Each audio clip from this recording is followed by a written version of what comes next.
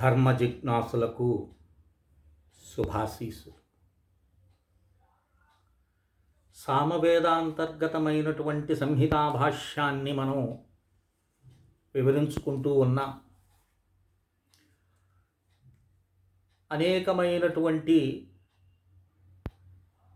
మంత్రశాస్త్రం మానవుడు ఉన్నతికి కావలసినటువంటి అమోఘమైన విషయాలు మనకు సామవేదంలో కనపడతాయి. ఇక్కడ మనం ఒకటి అర్థం చేసుకోవాలి. ఇక్కడ సామవేదములో ఉన్నటువంటి అనేక మంత్ర భాగం అంతే కూడా ప్రథమ వేదమైనటువంటి ఋగ్వేదంలో ఉన్నటువంటి మంత్రాలనే ఈ సామవేదంలో మనకు సామగాన రూపంలో మనకు కనిపిస్తూ ఉంటాయి. అందుకనే గీతాచార్యుల వారు కూడా ప్రస్తావన చేస్తారు, వేదానాం సామవేదోస్మి అని. అంటే వేదాల్లో సామవేదమునై ఉన్నామని. అంటే అది ఉత్కృష్టమైనటువంటి వేదము, ప్రాణానికి సంబంధించినటువంటి వేదమని. ఇక్కడ ఈ సామవేదంలో అనేకమైనటువంటి మంత్రాలు మనకు కనిపిస్తూ ఉంటాయి. వాటి అధ్యయనం చేత ఏమవుతుందంటే మనసు పవిత్రం అవుతుంది అనేది నిశ్చితం. అది ఎందుకంటే వేద శబ్దానికి అంత ప్రాధాన్యత ఉన్నదని మనం గతంలో కూడా చెప్పుకున్నాం. ఇక్కడ నేను చెప్పబోయేటటువంటిది మానవుడికి విఘ్నాలు కలిగించేటటువంటి కొన్ని శక్తులు ఉంటాయి. ఒక పని చేసినప్పుడు, ఒక పని చెయ్యాలి అనుకున్నప్పుడు వాటికి విఘ్నాలు మనకు కలుగుతూ ఉంటాయి. సాధారణంగా మనం ఏం చేస్తుంటాము, ఏ పూజ చేసినా, ఏ వ్రతం చేసినా గణపతిని మనం మొట్టమొదటిగా విఘ్నాధిపతిగా మనం కొలుస్తూ ఉంటాం. ఇక్కడ వేదమాత ఏం చెప్తుందంటే, ఇప్పుడు ఏ గణపతినైతే మీరు ప్రార్థన చేస్తున్నారు, గణానాన్త్వా గణపతే గంహవామహే కవిం కవీన ఉపమస్రవస్తవం జ్యేష్ఠరాజం బ్రహ్మణాం బ్రహ్మణస్పత ఆనశృణ్వన్యోతిభిస్సీద సాధనమని మనం గణపతిని పూజిస్తాం. ఇక్కడ గణపతిని త్వమేవ ప్రత్యక్షం బ్రహ్మాసి అంటారు. సాక్షాత్తు పరమేశ్వర స్వరూపమే గణపతి. వేదంలో కనిపించేటటువంటిది పరతత్వం ఒక్కటే. ఆ పరతత్వం అర్థం కావాలనేటటువంటి విషయంలో ఏకం సత్విప్రా బహుదా వదంతి. ఉన్న ఒకే ఒక సత్యాన్ని విఘ్నులు ఏం చేసినారు, భిన్న భిన్నంగా మనకు తెలియచేశారు. ఉన్నది ఒకే శక్తి. ఆ పరమాత్మకు ఉన్నటువంటి అనంతమైన నామాల్లో అనంతమైన శక్తిని, ఒక్కొక్క శక్తికి ఒక్కొక్క నామాన్ని మనం కల్పించి ఆరాధించటం అనేది పరిపాటి అయింది. ఉన్నది మాత్రం ఆ యొక్క పరమాత్మే. వేదం ద్వారా వ్యక్తమయ్యేటటువంటి వాడు ఆ పరమాత్మే. కనుక ఇక్కడ విఘ్నాలు అనేటటువంటివి, ఒక మంచి పని చెయ్యాలి అనుకున్నప్పుడు విఘ్నాలు కలుగుతాయి. ఆ విఘ్నాలు మనకి ఎక్కడో లేవు. అది కర్మేంద్రియ దేవతలై, జ్ఞానేంద్రియ దేవతలై, ప్రాణానికి అధిష్టానంగా ఉండేటటువంటి వారు, మనోబుద్ధి చిత్త అహంకారాలకు ఉన్నటువంటి ఈ సమూహానికి అంతటికి కూడా నియంత్రణ చేసేటటువంటి వారు. ఇప్పుడు చూడు, మీరు దైవ దర్శనానికి వెళ్ళారు. దైవాన్ని దర్శిస్తూ ఉన్నప్పుడు ఏదైనా ఒక శబ్దం వచ్చిందనుకో, మీరు వెంటనే అక్కడి నుంచి ఆ శబ్దం వైపుకు మీరు చూడటమో వినటమో జరుగుతూ ఉంది. అంటే ఇంద్రియాలు మిమ్మల్ని అక్కడికి లాగేస్తున్నాయి. చూడండి, ఒక విషయం గుర్తుపెట్టుకొని, ధ్యానం చేసేవాడికి బాగా అర్థమవుతుంది. ఎవడైనా ధ్యానం అనేటటువంటి దానికి, పూజ అనేదానికి కూర్చున్నాడు అనుకోండి, అసలు ఎప్పుడో చేసినటువంటి విషయాలు మరి పనిగట్టుకొని వచ్చి నీ చుట్టూ తిరుగుతూ ఉంటాయి. నిన్ను ఆ సెకండ్ వరకు కూర్చోనివ్వు. అన్నీ ఒకసారి వచ్చేస్తాయి, అన్ని ఆలోచనలు ఒకసారి వస్తాయి. నువ్వు వాటిలో తగులుకొని పోతావు. ప్రశాంతంగా చెయ్యలేవు. చెయ్యాలనేటటువంటి సంకల్పం దృఢంగా ఉంటుంది. కానీ ఈ యొక్క శత్రువులు, అంతర్గతమైనటువంటి శత్రువులు నిన్ను ఉచ్చస్థితికి తీసుకెళ్లకుండా అడ్డుపడుతుంటారు. ఇది ప్రతి ఒక్కడికి అనుభవంలోకి ఉంటుంది. ఒక పూజ చేసినా, ఒక ధ్యానం చేసినా, ఒక యజ్ఞం చేసినా, ఒక భజన చేసినా, ఇవన్నీ ఈ అడ్డంకులు ప్రతి ఒక్క వ్యక్తి ఎదుర్కొంటుంటాడు కదా.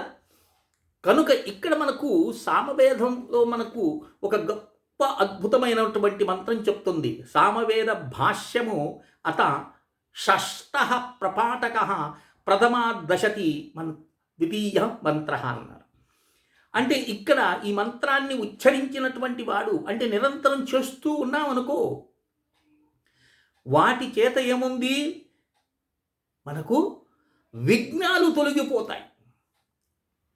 వేద శబ్దానికి తిరుగు ఉండదు, ఇంకా బ్రహ్మాస్త్రం అది. ఆ మంత్రాన్ని ఒకసారి వినండి, వీలైతే వ్రాసుకోండి, వ్రాయలేని వాళ్ళు నన్ను సంప్రదించండి. అది నిరంతరం పూజ చేసేటప్పుడు ఒక 11 సార్లు, ధ్యానం చేసేటప్పుడు ఒక 11 సార్లు, అది నీ ఇష్టం ఇక ఎంత చేస్తావు అనేది. కానీ ఈ యొక్క ఇప్పుడు చూడండి, మనము ప్రతిదానికి ఒక నిద్రించాలనుకున్నప్పుడు ఏంటంటే నీ నిద్రను భంగం చేసేటటువంటివి దోమలు కావచ్చు. వాటికి నువ్వు ప్రతీతిగా వాటిని సంహరించేదానికి ఏదో గుడ్ నైట్ పెట్టుకుంటావు, మరి ఇంకేదో కడ్డీ వెలిగించుకుంటావు, ఏదో చేస్తావు వాటిని. అలాగే ఇక్కడ వేదోచ్చారణ ద్వారా ఏమవుతుంది, ఆ శత్రువులను కూడా అయ్యో ఇక్కడ ఏదో వేద శబ్దం వినపడుతుందని పరారైపోతారు. అంత గొప్ప శబ్దం మనకు వేదాల్లో కనిపిస్తుంది.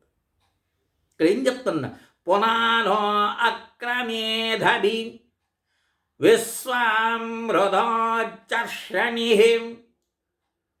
శుంభంధే విప్రాంధితిభిః పునానో అక్రమేదభిం విశ్వామృతోచ్చర్షణి శుంభుంతే విప్రాంధితిభిః.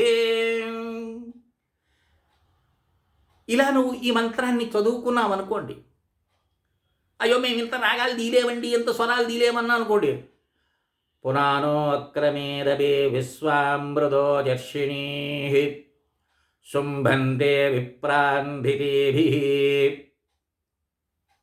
అని మాటి మాటికి నువ్వు పఠించావనుకో, దానికి అర్థం చెప్తున్నాడు, భాష్యం చెప్తున్నాడు.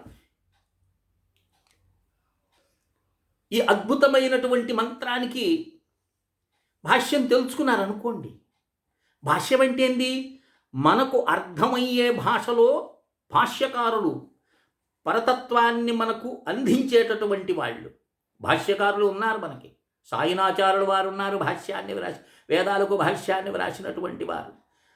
దయానంద సరస్వతి వారు ఉన్నారు. ఇలా కొంతమంది మహాత్ములు ఉన్నారు. ఇక్కడ భాష్యం ఏం చెప్తుందో చూడండి, పరమేశ్వర సాధకస్య మార్గే విఘ్న భూతా సర్పా ఆసురి సేవా పరాజిత్య చిత్తం పవిత్రయతి అని భాష్యం రాస్తారు. ఇక్కడ అంటే ఏమిటండి, ధ్యానమాత్మబడినటువంటి పరమేశ్వరుడు సాధకుల యొక్క మార్గంలో కలిగేటటువంటి విఘ్నములన్నింటినీ కూడా, అంటే విఘ్నాలు కలిగించేటటువంటి ఆసురీ సైన్యములను పరాజితం చేసి చిత్తమును పవిత్రం చేస్తాడు అని ఈ మంత్రార్థం మనకి ఇక్కడ చెప్తుంది. కనుక మనం ఏం చేస్తాం, ధ్యానం చేసిన ప్రతి ఒక్కరంటుండండి ఏ పని పెట్టుకున్నా కావటం లేదని.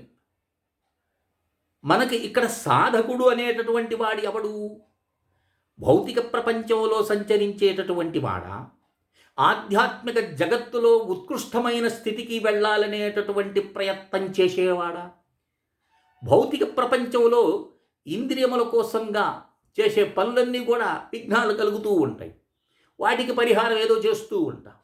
కానీ ఇక్కడ మనము ఆత్మతత్వానికి లేదా పరతత్వాన్ని గ్రహించాలి అనేటటువంటి ఉద్దేశంతో ఇప్పుడు సమస్తమైనటువంటి స్తోత్రములు సమస్తమైనటువంటివన్నీ కూడా పరతత్వాన్ని గ్రహించే విధంగానే ఉంటాయి.